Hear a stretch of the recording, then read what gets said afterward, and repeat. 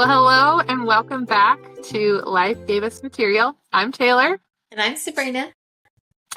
And our podcast is all about sharing our lives, the good, bad, the in-between, exciting, the mundane, finding joy amidst a lot of situations that we experience in our life, because life truly did give us too much material.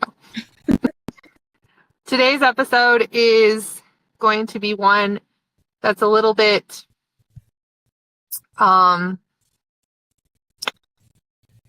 it's more of a topic that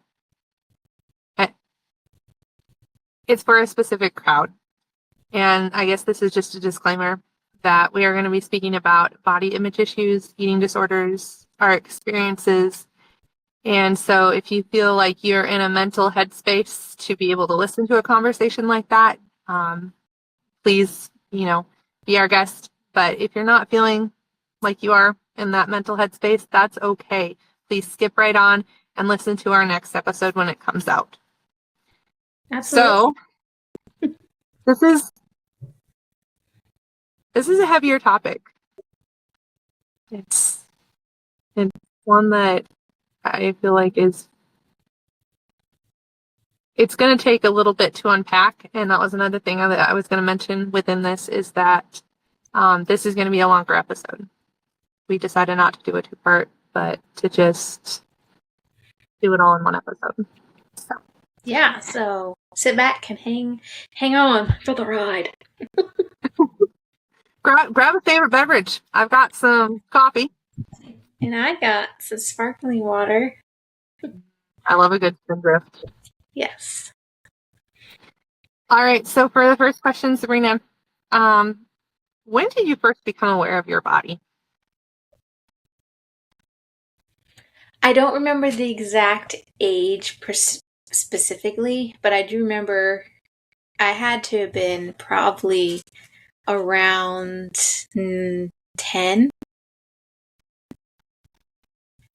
I remember my siblings telling me I was fat. And then, like into my teenage years, telling me I was fat. And one of my parents' responses were, "She's not fat, she's just big boned." And so then I always felt like I always had to lose weight. And years later, I look back on pictures and I was like, I was never fat. Why was that even?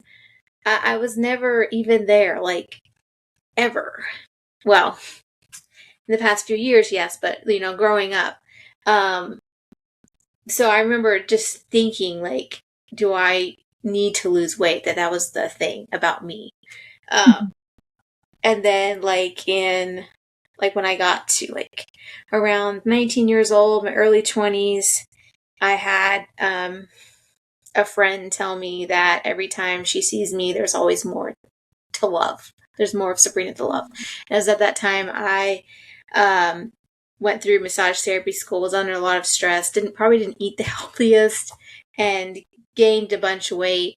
But to me, it was really not an issue for me. I was just me, I didn't pay much attention. But when she said that, and it made me be like, oh, are other people looking at me and thinking that I need to lose weight? And so then I kind of put it on my mind, because then I did a lot of traveling. I went overseas and didn't have access to that much, I would say, abundant of food. And so I obviously lost weight during there. So, but it was always people's comments that made me realize, oh, I should probably pay attention to that and be concerned about that. And I was never like that until people started pointing things out about me that they didn't think was good. And I was just like, it was fine with me. I was just being me. Yeah. I know it's always so hard when you hear those comments, but when it's coming from people that are the closest to you, it just brings a whole new level of hurt to the table. And a whole new level of just being self-aware in regards to something like that, and feeling like your self-worth comes from that all of a sudden when it hasn't before. Oh my goodness. I'm in my car right now, which you already know my music keeps trying to play. Um, yeah, that it's really tricky and really hard to go from a place and space of where you're comfortable in your body to suddenly it's like, what? I have to be aware of it. And um, yeah. Yeah, different stuff like, people would tell me I walk funny and I have flat feet. And I forget what the term is too, like where my feet kind of turn in. Pigeon toed. Yeah, it was a lot worse when I was younger, but as I've gotten older, it's gotten better. But I didn't really think I walked funny until somebody told me I walked funny. And so then now I'm like, oh, people are looking at me and thinking that I walk funny. But recently, dealing with a lot of these struggles, these thoughts, and everything, I think I told you about how I was taking a walk and I was praying about it and just had this thought that, if I like me, if I'm comfortable in my own skin, it doesn't matter what everyone else thinks. Yeah. God and what God thinks is that I'm fearfully and wonderfully made for a purpose. And so I kind of remind myself to, the things that I don't like about myself or the things that people point out that they don't, to make fun of or just comment. I don't know. I have started to say to myself, I like that about myself, or I think that is beautiful. And that seems to help change the wiring of the brain to automatically think, this is terrible. Yeah. Fat, or I'm ugly, or, my skin is ugly. I have crocodile. And like rolling it back, not to interrupt, but rolling it back, Yeah. I wanted to say, I remember when you had shared with me that story about the individual telling you that every time she saw you, there was more of you to love. What struck my brain was not that you had gained weight. What struck my brain was there was more of you to love, as in who you are as a person. And then it clicked somewhere down the line of what she really meant. And I was like, what? Because that didn't even cross my brain barrier. I didn't understand it. And then I was like, I was Yeah. flabbergasted. It is just crazy how words stick with you. And usually it's the not so nice words that stick with us the most.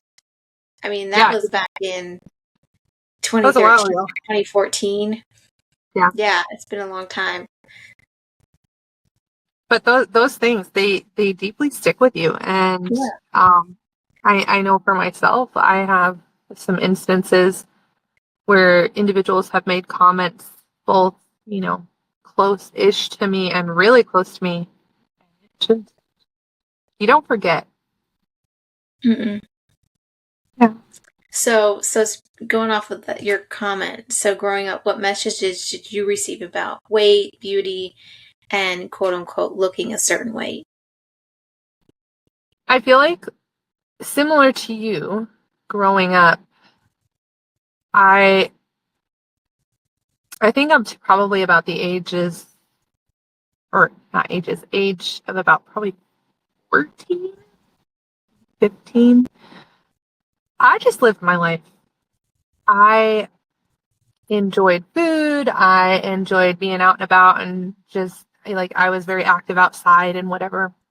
And so weight was not really a thing that was on my radar. It was more of a thing that I would hear talked about amongst like adults. Yeah. I remember the family members, like they would discuss weight stuff, or like, if somebody from my family would be talking to somebody else that wasn't in my family and they would be talking about counting calories, or that they had dimples, or they would just be Stretch talking about stuff like marks. that.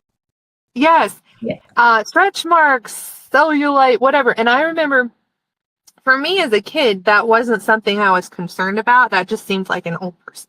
Like, but it was definitely something that was constantly around me. And um, I think it was around the age of 14, we had someone in our church that she had an eating disorder. And I didn't exactly know what that was. But I remember we were, like, as a church, trying to raise funding so that she could get the help that she needed.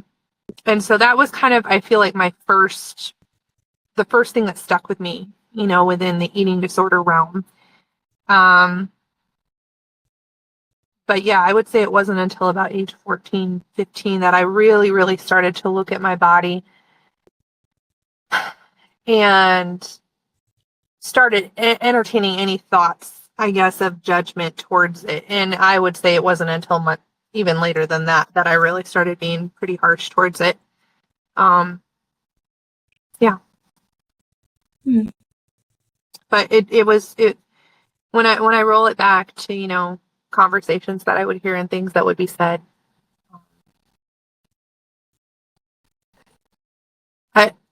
That's a very, how do you say it? You don't want to say pivotal point in your childhood, but it's still something I remember. And something that when and if the Lord grants us children here on earth, I don't want my children to remember mommy talking badly about her body or just obsessing over calories, making beauty something that is dictated on what you weigh. And, like not eating a slice of cake or pie at a function because, you're being good, or having some, but also saying alongside of that, tomorrow starts my new diet. I'm going to be good tomorrow. Because that is very detrimental for a child to hear, whether or not they realize it in the moment. It does start to shape them as they're growing. Because there was a time in my life where I was so proud when I would like jump a size in like shoes or a shirt. I remember my dad would like be talking to somebody that lived far away, a friend or whatever, and he would be telling how like all of us kids had grown, and I would feel so proud if he was able to say I'd moved up in shoe size or shirt size or whatever, which it's crazy that somewhere along the way that stopped being something I was proud of and started being something I was ashamed of. Yeah. Yeah. It's interesting in a very sad way. Go ahead. Well, I know that with social media, I mean, we grew up without social media.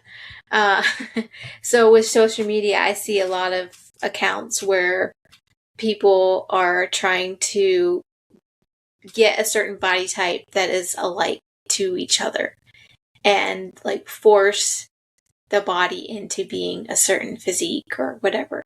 And everybody's body shape, body, healthy weight is going to be different. And too, with women, throughout like their whole life, the changes of life and childbirth and hormones, everything, it's not like their body stays the same. It is always changing. It's not going to be the same. And that is part of the design. Yeah.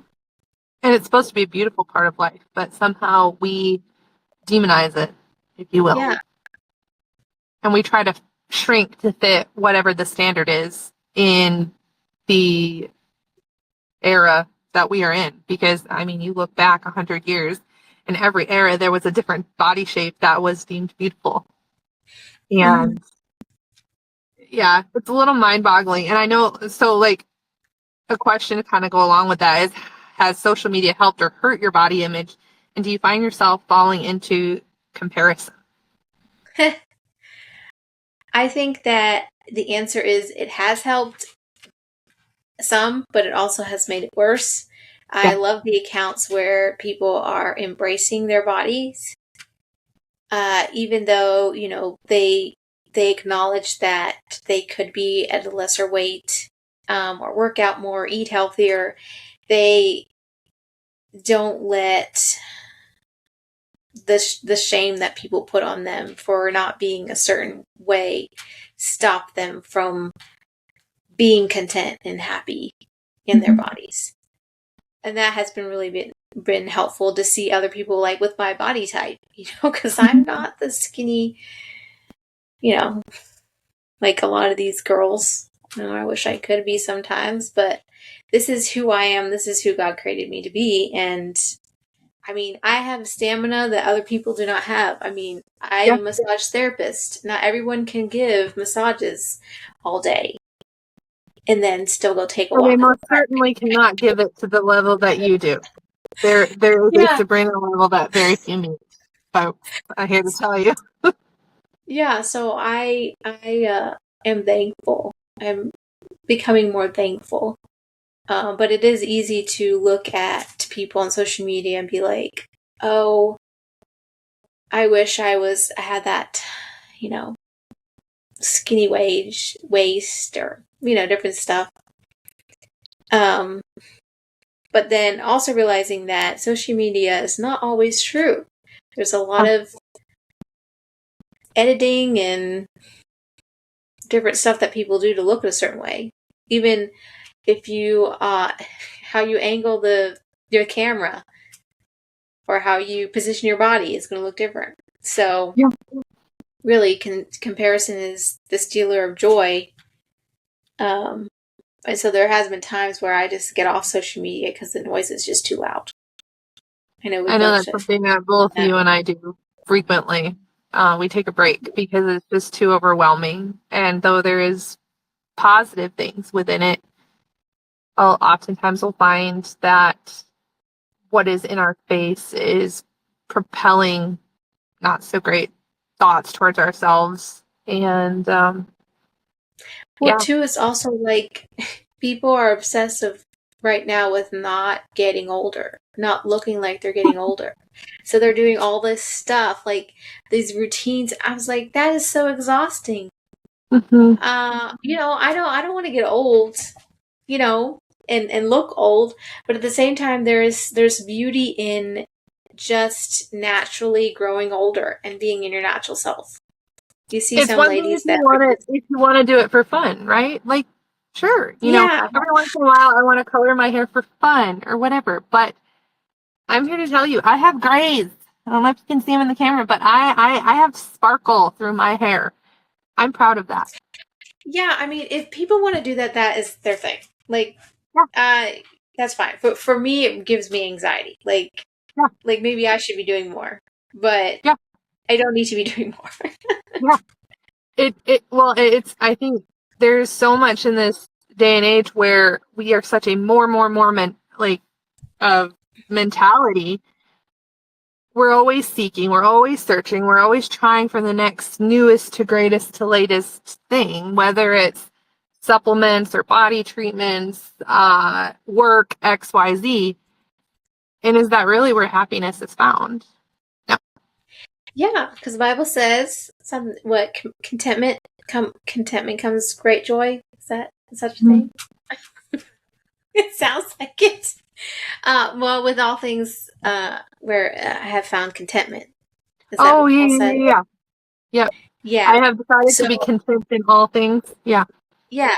So I think that is missing. We're trying to we're destination junkies. We're always looking for the next thing, and we think is going to make us happy, or we're going to feel like we're in a better place or healthier.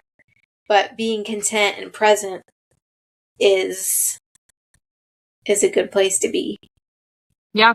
I know it's like where I'm currently at, there are a lot of things like health wise that I wish to be better, that I wish were better. And I know I was talking to you this morning about it and how sometimes it's really hard to find the joy in the struggle. But I found myself in the sense of like we were talking about gratitude again. And I found something that I was very grateful for that is just consistently there and doesn't shift and doesn't change. And gratitude is a big deal. I feel like it really helps, especially in the moments where we're just, Absolutely. yeah. Which Doesn't. something you were talking about is you're like, I'm not as slim as the other girls and etc. And you were going off of that. And I was like, I have to ask her a double question now because I know we were like alternating questions. But what's some, Oh, okay. where was it? There been times when your perception of yourself didn't match what others saw? That is hilarious because I was going to ask you that question next. I can answer it, but you have to also answer the question. Yes, there has been times. Actually, a lot of times.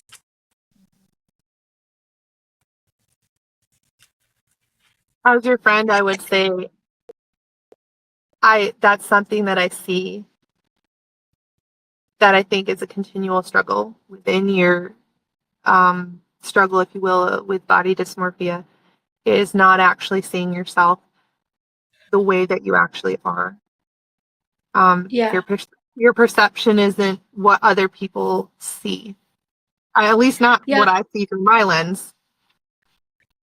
Yeah, it really happened from when I stopped that medication, gained a bunch of weight, and I didn't like how I saw myself in the mirror. But it wasn't, I mean, what people saw is what actually people didn't think I was as heavy as I was. And I'm just like, you you don't see me. Hello. Like, and so when I was really like on the journey, I didn't have like the body dysmorphia like stuff going on until I had lost 45 plus pounds and I was closer back to my original weight prior. And then I was not prepared to look at the mirror and see myself at almost 200 pounds. But I'm a lot less. Like, Oh, I'm, you're significantly less than that. yeah. So And when I look in the mirror or when I look at my body, it's like I see me at almost 200 pounds. So then I had to tell myself, no, what size clothes am I wearing now? Like, I was wearing extra, extra large, and now I fit in small, medium, depending on size. There's clothes, it's extra small. So, I tell myself, like, no, you're not over there. But it's weird because, like, part of the day, like, I'll look in the mirror, look down at my body, and I'll see there's no issue. Like, wow, I'm skinny. I'm great. I'm doing great. And then a few hours later, or even just the next time I look, and I'm just like, oh wow, I need to lose like so much more weight. And it's just weird. I wasn't prepared for my brain to be like so confusing. And to realize that it's just my brain trying to figure stuff out. Like, yeah. Because most of the time I feel comfortable where I am. And other times I'm just like, I can't stand it. I feel like I just want to, stimulation like overload. unzip your body and walk out. I think that's something that both you and I deal with, struggle with, however you want to put it, is like the body stimulation overload, and you reach a certain place where it's like, let's unzip it and walk out of it because it's just I think I have been thinking because I knew we were going to do an episode about this, and so I have been thinking of like different things that have helped me. And one of the biggest things I know I have previously mentioned looking at old pictures, but I know recently because I haven't been working out as much, I really feel like when I'm moving my body, when I'm taking a walk, when I'm stretching, when I'm doing Pilates, lifting weights, when I'm doing that, I feel strong, I feel good, I feel comfortable in my body. And so the more I take time to do that, the better I feel about myself because I'm like, I can move around. I couldn't do before. I can do so many things that I couldn't do when I was a heavier weight. So I have arrived. I don't need to starve myself, which I don't No, do. We don't do that. no, we don't do that anymore. We do not do that anymore. No. Mm. So, did you Oh, answer that question? no, I did Oh, not. okay. So, what about you? Um, I think for me, people's perception of me and it matching what I see for myself, it depends on the person that I'm around. I definitely think there are people.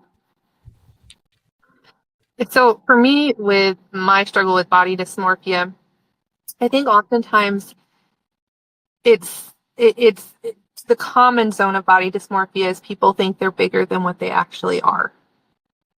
And I think where mine comes into play is oftentimes more so I think I'm smaller than what I am.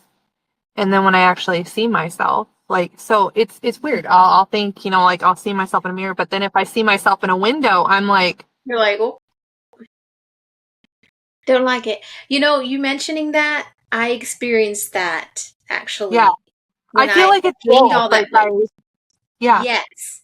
Yeah. So when I gained all that weight, I was thinking myself this size. And then I Mhm. look in the mirror or see my reflection or pictures. Oh, no. I hated being in pictures, like taking pic. Oh, No, yeah. that was really hard. And so now I'm a little hesitant to be in pictures because I'm afraid of what Mhm. I'll see. And then I'm like, wow, I look great. Like, is that me? And I think Um, that's where, on like the flip side for yeah. me, oftentimes it's like I'm in that zone of like, I take a picture, I'm like, oh, that's going to be so cute. And then I see the picture, I'm like, ah, which it's, and that's where it's interrupting it, those thoughts, Yes. um, and Yes. Bringing saying, it back to reality. bringing it back into reality. Because everybody is going to think you should be XYZ amount of weight. There might be somebody that thinks Yeah. I should weigh less. There is somebody that may think I'm a perfect weight. And so I'm not going to deem it on what other people think. I've come to a point of we need to deem this off of, am I healthy? If I am Yes. healthy, How are you feeling? how are we feeling? And if we are healthy and good, it doesn't matter what the peanut gallery has to say at all. Um, and I think that's the thing. People's perceptions are just that, they're perceptions. You don't actually know what that person is going through. And somebody closer to me, their perception of me might be halfway correct, or it might not be, like, or it might be almost there, but it's still a perception. Um, they don't know everything. They don't know the full story always. And I think that's a really important thing about, how we are with other people is don't assume, don't Hmm. assume, because that is a very, very dangerous thing to do. Um, But I very much come into a place and space of, and I feel like I'm kind of answering a bunch of questions more than one, but, and you know this about me, one of my favorite movie quotes of all time comes from Eat, Pray, Love. And it's the scene where Julia Roberts, and I don't remember who the other actress was, they're eating pizza in Italy. And Julia Roberts is just enjoying the moment. She's eating pizza in Napoli. Like, it's incredible. It's amazing. And her friend in front of her is just terrified to eat the pizza.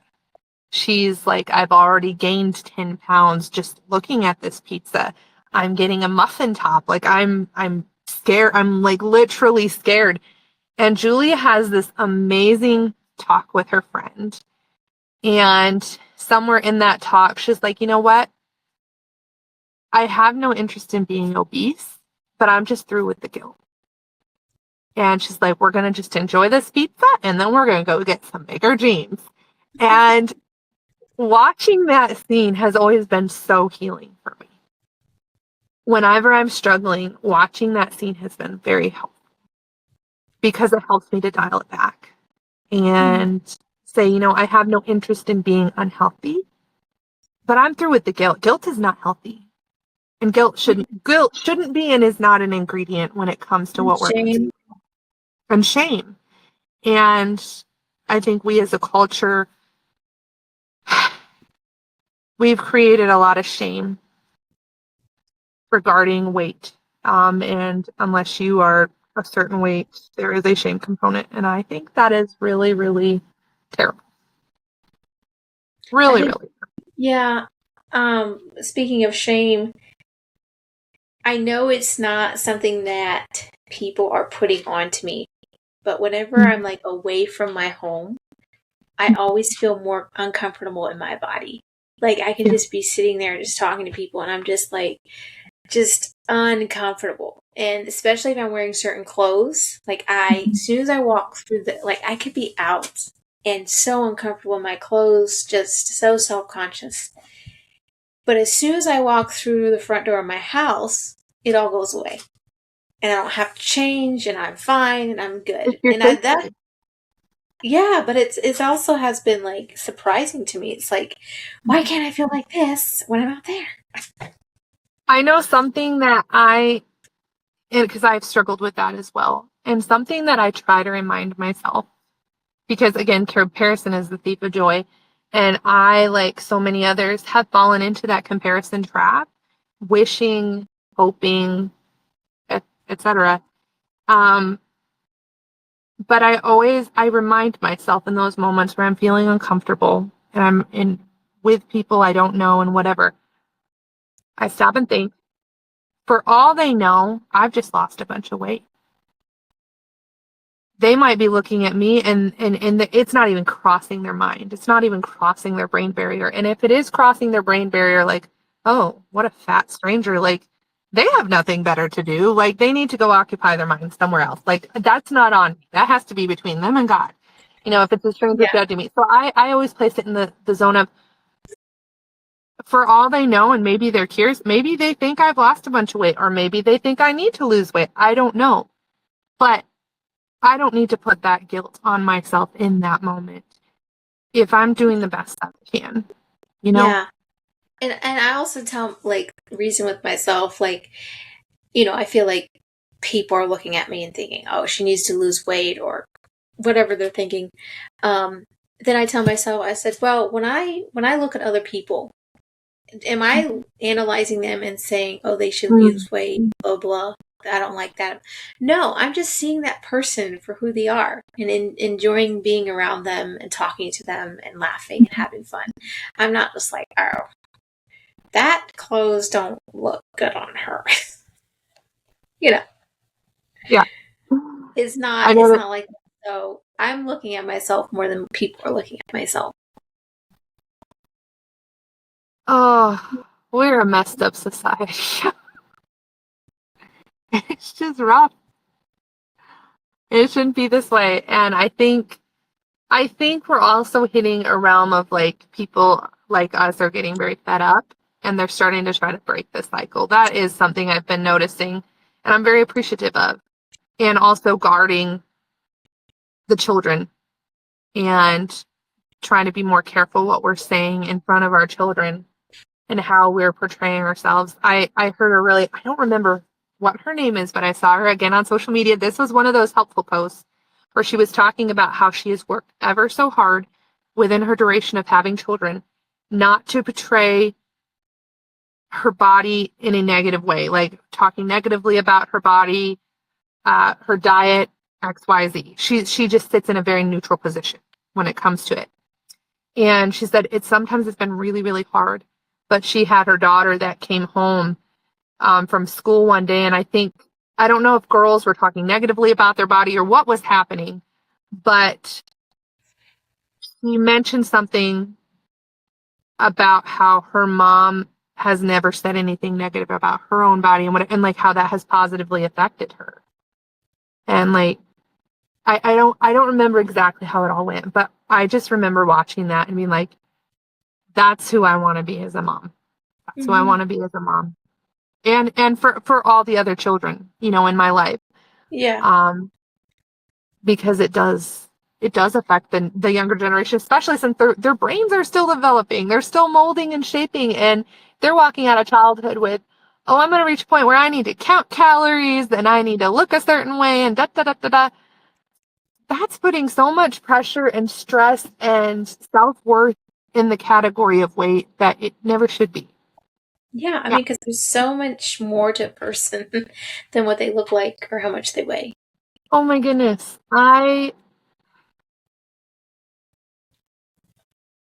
Yeah, I weight for me, when it comes down to it, like if I have friends of all shapes and sizes, and they are all beautiful.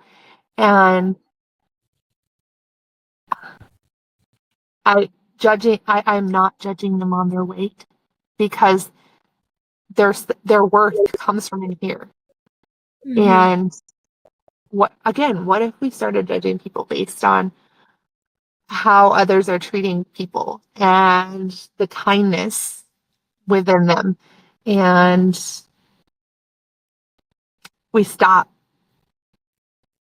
making it so that exterior appearance What? determines What? the level of somebody's worth, Yeah. title, etc. Like, I struggle with that. It's something that I hope one day is not so much of a thing anymore, and it's rare. Yeah. It's a very easy hole to fall into. Very simple, very easy, Yeah. but it's not simple. It's complex, actually. Um, if you could tell your younger self one thing about their body, what would it be?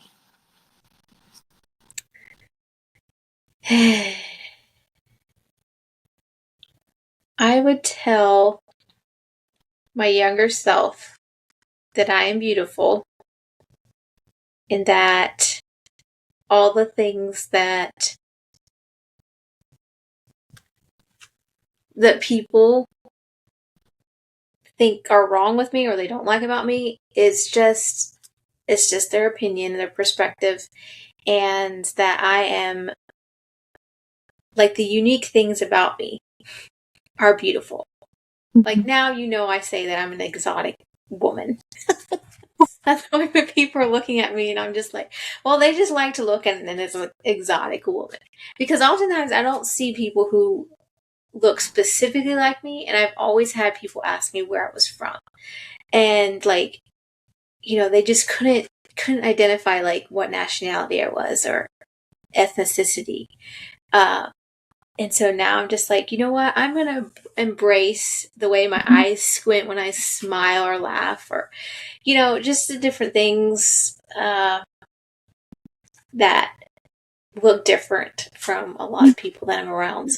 And be like, I'm an exotic person and I'm beautiful. And you are. Very much so. Because I know growing up, it was always my hair. That's what people would point out to me. My hair. They just loved my hair or my smile. My hair or my smile. Now it's more like they'll tell me, like, my eyes are beautiful and smile. When I worked at the infusion clinic, I smiled a lot, and I noticed that a lot of people don't smile. People just don't smile. And so I think it was really helpful to the patients that I would smile and I would talk to them and just smile. I couldn't help it. I just like, this person is sick and they're telling me about this horrible thing and I'm standing there smiling. There's such power in smiling, though. There really is. Clients or patients would be telling you, you're always smiling and it's so wonderful, I don't know. Because I've had people tell me that you brought hope to their situation. And those people that you smile too much, there's a very specific word that I use for people like that, and I think you probably remember this word. I used it a lot. Have used it a lot. It starts with an N. Nincompoops. Speaking of smiling, I remember when I was like, I don't know, 14, 15, maybe 16. I don't know. It was before I had braces. And a girl told me, she's like, well, she was a friend of ours. She told me that I should get my teeth straightened Otherwise, I won't find a husband and be able to get married.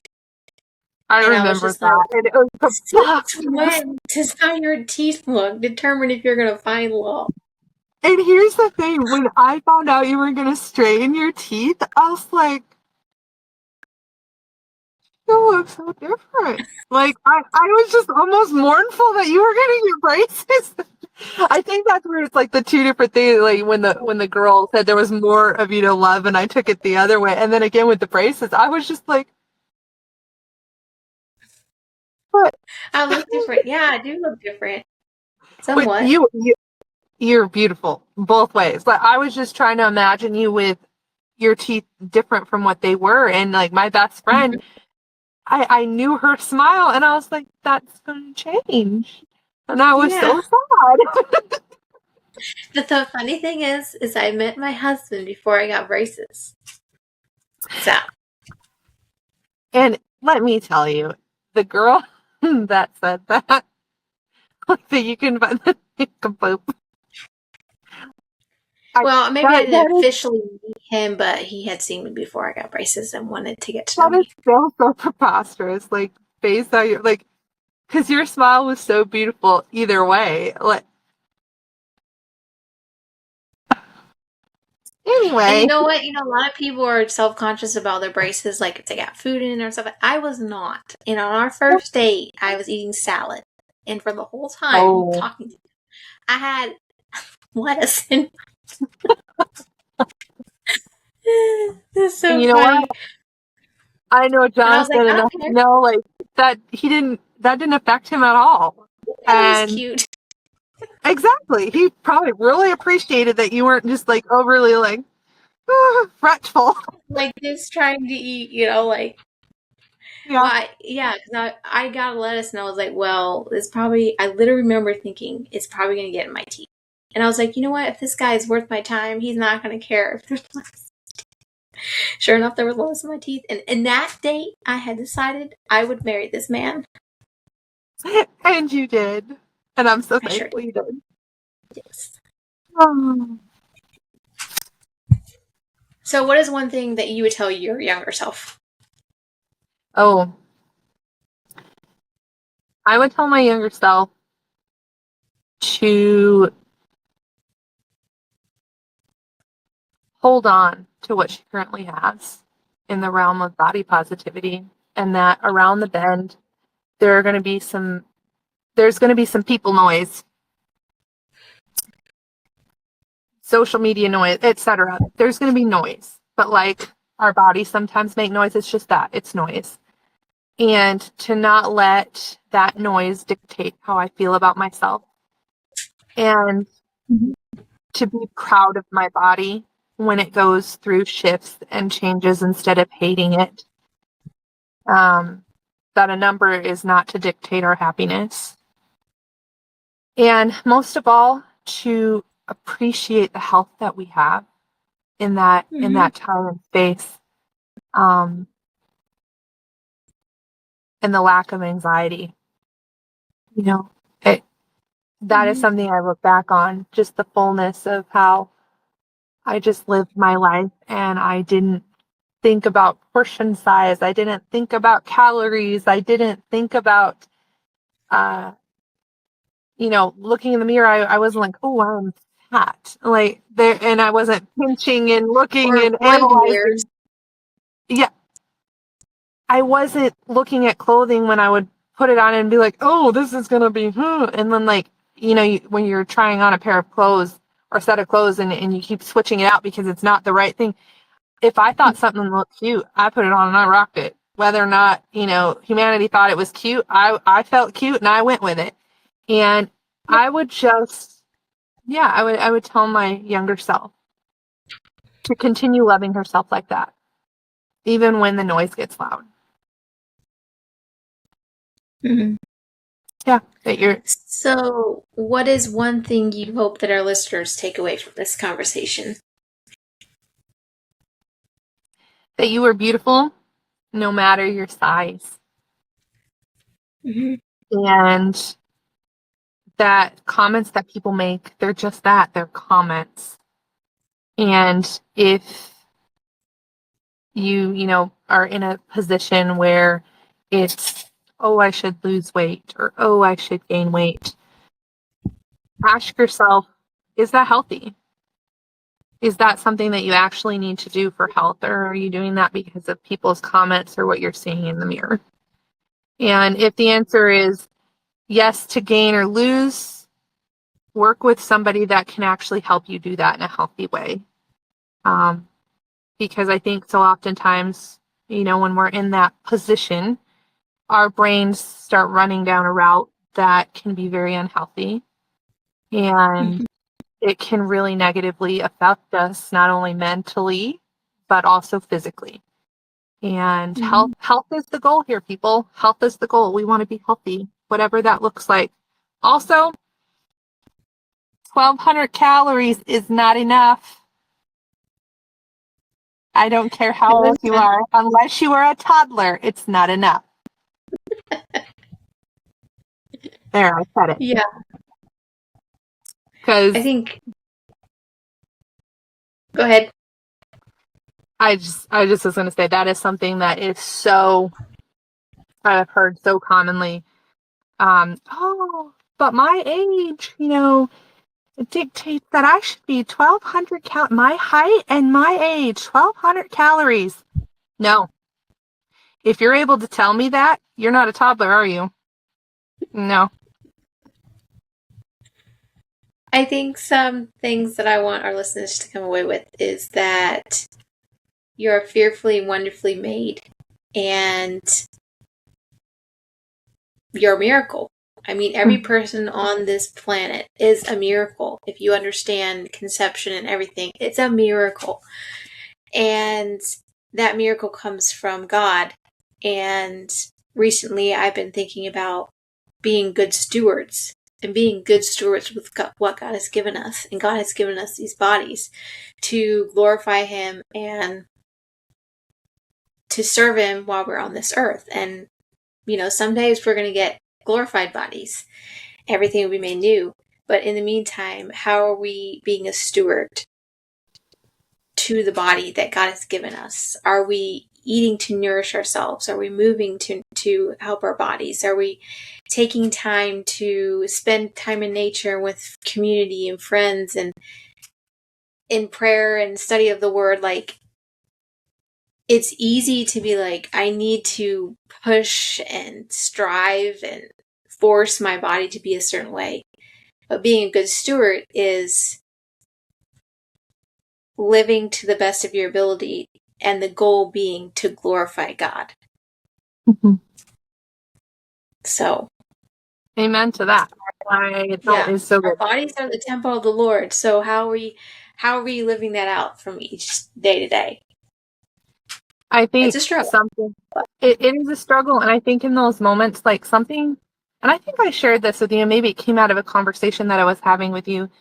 On days when I'm having tough body image days, I try to remember what my body can do and to have gratitude. So, if I'm looking in the mirror and seeing, whatever, it's like, you know what? I'm able to hear. Not everybody's able to hear.